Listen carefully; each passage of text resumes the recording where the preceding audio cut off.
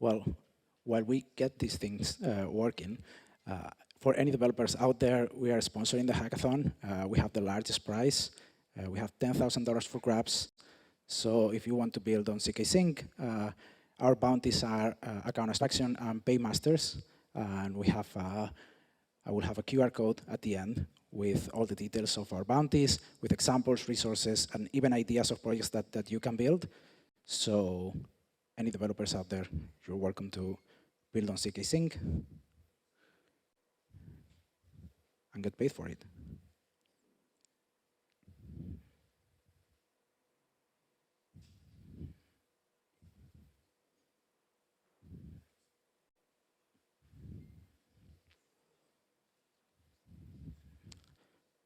Let's see. Well, it's not updating here, but I'll just do it. So first, what is mass adoption? Mass adoption could be your grandma using Uniswap to swap USDC for Dogecoin, for example. But yeah, jokes aside, we all have friends, brothers, sisters, parents that use Amazon. They buy stuff online. They use online banking. They use social media. And I'm sure most of them, they don't use crypto or blockchain.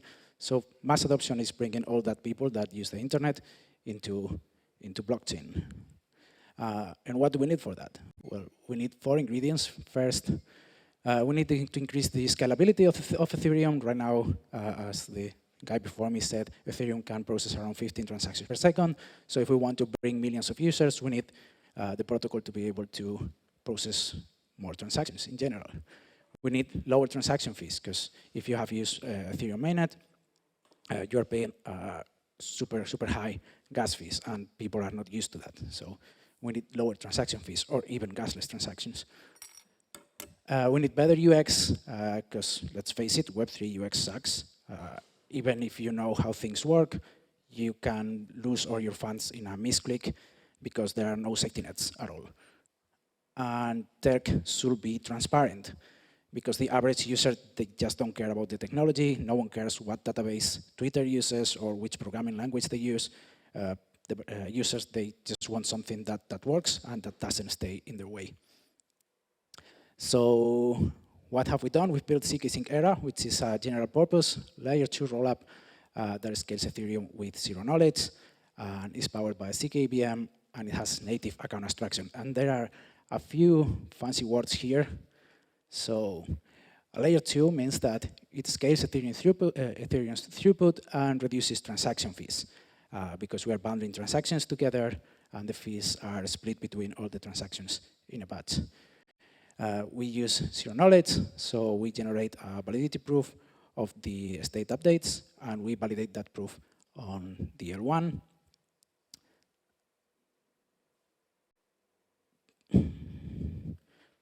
Come on. Yeah, this stopped working again.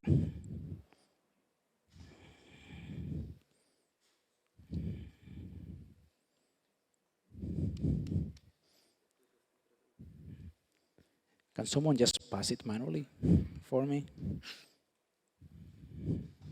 There we are. So the CK EVM, that means that CK Sync Era is programmable with Solidity and Viper, and is compatible with the Web3 API. That means that you can do things like ETH get block or ETH send transaction, the same API, it works exactly the same. Finally, it has native account abstraction, which means that all accounts on CK Sync are smart contracts, and I will talk about that more later on. Okay, so we launched Era on mainnet 2.5 months ago, around 2.5 months ago, and it was the first CK EVM on mainnet. We spent almost a year on testnet and almost $4 million on security audits and bug bounties. Since we launched, we have almost 800,000 depositors and accounts, and we've reached more than $400 million in TBL. That's the graph from L2bit. And the transaction fees on average are 15 to 20 times cheaper than in L1. And we have more than 200 projects on our ecosystem page, and the list keeps growing. So with ERA, we have checked the first two ingredients for mass adoption. We have increased throughput, and we have reduced transaction fees. So what about the other two? Better UX and making the technology transparent. Well, for that, the solution is account abstraction. And account abstraction is, everyone is talking about it lately, but what is it? So if you know how accounts work on Ethereum, basically we have this account and signer that are linked together, and the logic of the signer to verify transactions is hard-coded in the EVM. With account abstraction, we are just breaking this relationship, and we're moving this hard-coded logic into smart contracts. So basically, we're using smart contract accounts. And this unlocks a ton of features. This doesn't mean that by default, accounts on Ethereum will have them. It just means that developers will be able to build these kind of things. So for example, with smart contract accounts, people developing smart contract accounts can build something like social recovery, spending rules, flexible validation, or multi-correlation. Flexible validation, for example, is signing transactions with biometrics or with Google Authenticator. Social recovery is like you forget your private key, you can recover it through email. Spending rules is, for example, your account can spend only 1 ETH per day or a month, all these kind of things. Also, account abstraction brings this thing called paymasters, which are my favorite thing about account abstraction. And paymasters are smart contracts that can pay gas fees on behalf of the users. So if you are building a paymaster, you can build this type of features, like, for example, make that your application will provide the first 10 transactions of every month free for all the users, or that users that have a specific NFT will have transactions for free. And this is like a very cool example for DAOs. For example, when you belong to a DAO, you have an NFT. Imagine that the DAO has a paymaster that basically makes transactions for all the DAO users free. Again, with paymasters, you can also allow users to pay fees in ERC20 tokens. And if you are paying fees with ERC20 tokens, you are increasing the utility of tokens. One example is, imagine Uniswap decides that in order to do swaps on Uniswap, you have to pay the gas fees with the Uni token. In that case, the Uni token is no longer only used for governance, it will be used for governance plus swaps. So that will increase the utility and also the value of the token. And these are just some of the features unlocked, but both smart contract accounts and paymasters are smart contracts. So they are fully programmable, and you can build almost anything you can think of. But how does this work? Because this sounds like pretty cool. How does it actually work? Well, with EIP 4337, which was released also like 2 months ago, what they have done on Ethereum is create a completely new transaction flow. So if you have a MetaMask or an externally owned account, you send your transactions to the mempool, they are picked up by nodes and validators, and then finally they're put into the blockchain. When you are using a smart contract account, you will be sending a special type of transactions called user operations to a completely different mempool. And then we have a new type of nodes, called bundlers. And they they bundle a bunch of user operations and send them to a special contract called the entry point. And this was the part that was released on March on Ethereum. And then this entry point contract will validate the transactions or the user operations and execute them. And if the transactions include some data to be processed by a paymaster, the entry point contract will basically pass it to it. And finally, the transactions will be added to the blockchain. So we will have two completely separate transaction flows. One important part is that paymasters are down here. So if you're using MetaMask or an externally owned account, you cannot use paymasters. And I will focus on that later on. So the account abstraction implementation on Ethereum with EIP 4337, it brings a lot of that stuff. We have programmable smart contract accounts that can have a better onboarding with no private keys and some of the features that I mentioned earlier. And we have paymasters for smart contract accounts. But on the other hand, it wasn't implemented at a protocol level. That's why they created this new transaction flow. And as I said, paymasters are not available for externally owned accounts, which are like 90% of the users.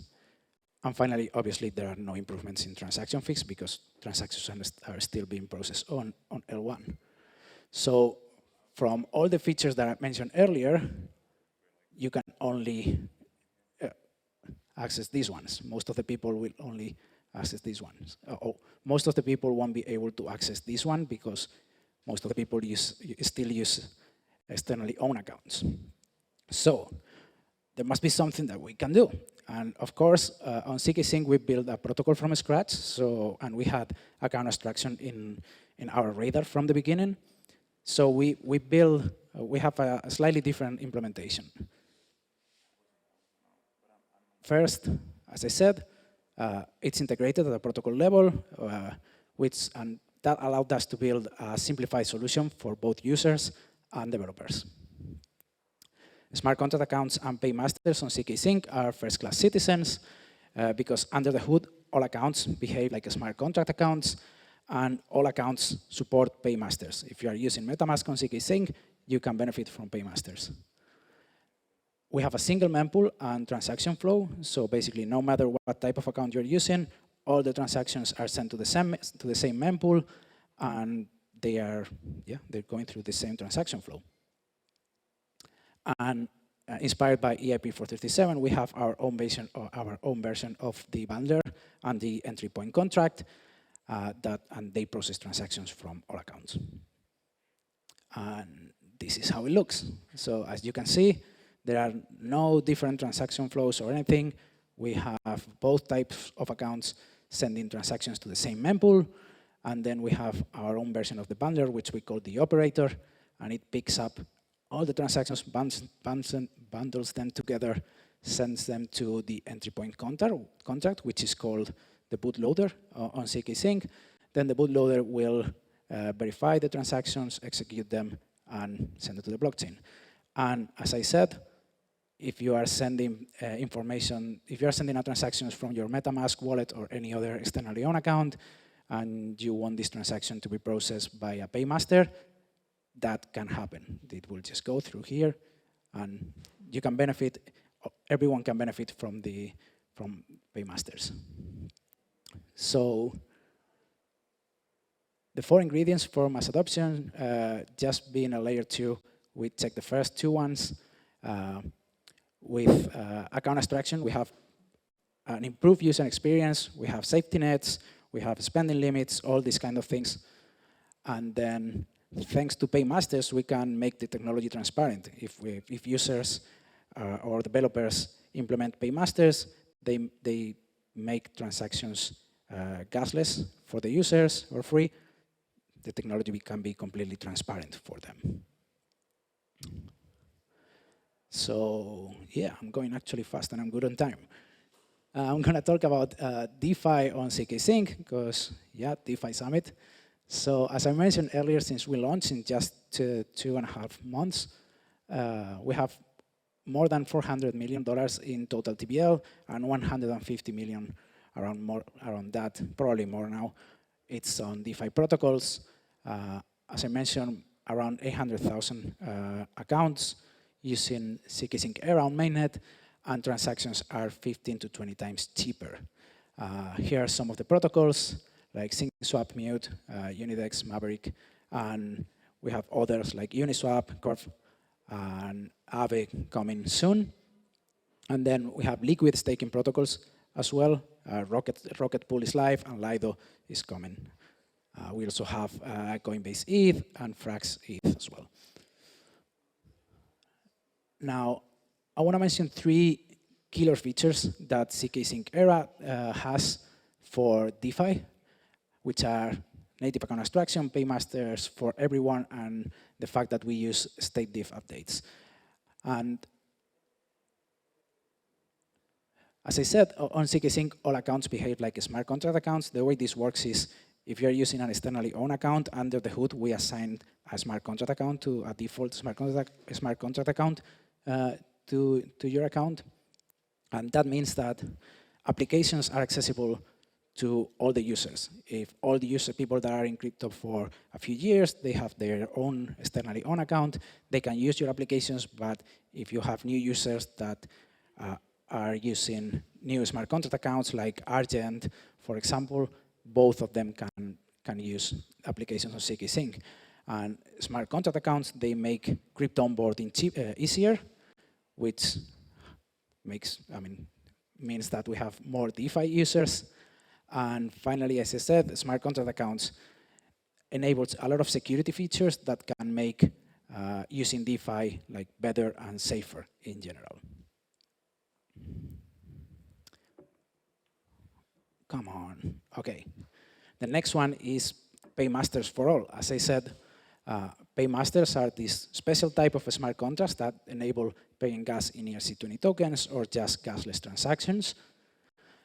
And most self-custody accounts are externally owned accounts, and all these users cannot benefit from paymasters on Ethereum or other EVM protocols that implement EIP 4337. So thanks to the native implementation of CK Sync, paymasters are available for both EOAs and externally owned accounts. So you can build as a DeFi developer, you can enable things like, as I mentioned earlier, paying fees in your protocol token to increase the utility and value of that token.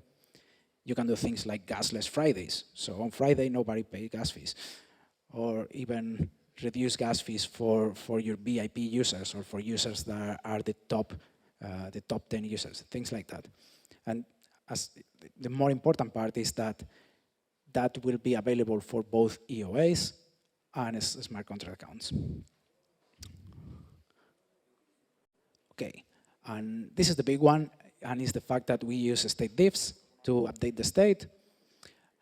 The way this works is when there are a bunch of transactions, all of the updates for a storage slot are only charged once. So if your application updates the same storage slot more than once in a batch, it will be only charged once. Imagine an oracle that updates the price of ETH/USD or something like that every second. On other protocols, you will have to pay for every transaction, for every update. On CK Sync Era, you pay for the first time, and then the rest of updates are free. So that means huge savings for applications that updates frequently the same storage slot. As I said, oracles, for example, or just doing swaps on liquidity pools on dexes because they update the same storage slots. So this is a very important one because it can reduce gas fees for DeFi applications a lot. As a developer, you can also do bundling transactions together for a lot of users and then sending them at the same time. Again, that will reduce the fees. Okay, this slide is a little messed up, but key takeaways. CK Sync Era is EVM compatible and supports Solidity and Viper and the Web3 API. As a developer, you can use the same dev tools like Hardhat. We just launched support for Foundry. So yeah, developer experience is pretty similar. Most smart contracts will work out of the box with no changes required. We implement account abstraction at a protocol level with improvements over EIP 4337. Account abstraction and paymasters, they enable better user experience and different options to manage gas. And as I said, we have on Era, we have paymasters for both externally owned accounts and smart contract accounts. And the killer features of Era are native account abstractions, paymasters for all, and the fact that we use state differences. As I mentioned earlier, we are sponsoring the hackathon with $10,000 in bounties, and in this QR code, you will find more information about the bounties. We have examples, we have resources like tutorials. We even give you project ideas if you're not sure what to build. Just pick an idea from the list, build it, and get some money.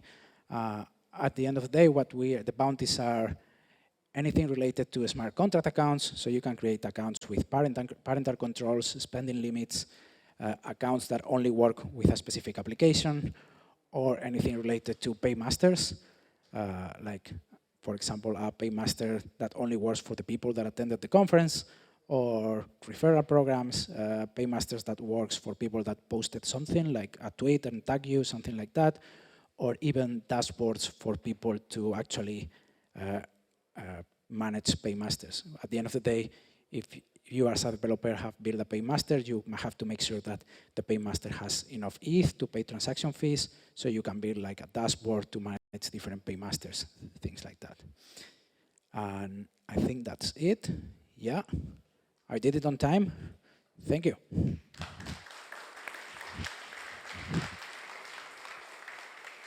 We have a time for a few very quick questions, if anybody in the audience has any. Oh, we're doing questions? Yes, yeah, we can squeeze a few in there. Okay. There's one. Hi, thanks a lot. Thanks a lot for the talk. Could you elaborate a bit on this question of potential censorship? The thing that bothers me a bit about this whole rollup ecosystem is if I get censored by the sequencer, can I exit on my own through layer 1? And how would that work in ZK Sync and in ZK rollups in general? I'm not sure about other rollups. On ZK Sync, yes, you can. And the sequencer right now is centralized. It's only run by us. But we are, the next steps on our roadmap is decentralize the whole protocol. We are starting with the RPCs and the nodes, and the sequencer will be decentralized like next. We have to decentralize the nodes, the provers, and the sequencer. Once that happens, it's not on us to like block you or anything. You will be able to do anything because the full protocol will be decentralized. I think we can squeeze in one more. Could you elaborate a bit more on programmable keys and at what level are they actually implemented? What do you mean about programmable keys? Like, let's say you give certain permissions to a key.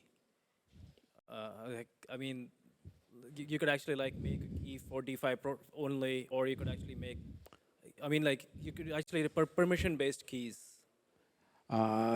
Yeah, I guess you can build that in a smart contract account. You can build something that, I'm not sure if I fully understand the question, but at the end of the day, smart contract accounts are fully programmable, so you can decide, okay, if I'm signing my transactions with this key, I want to only be able to interact with these contracts or these applications. If I sign in my transactions with this different key, I want to interact with these other contracts, for example. So on your smart contract account, you will have a verified transaction, and you can implement any logic to verify the transactions. So you can extract the key and then put any logic that you want, like, for example, what I mentioned, that, okay, if I'm using this key, I can interact with this contract. If I'm using other key, I will only be able to interact with other contracts. That's something. Thank you so much, Antonio. Yeah, thank you a lot.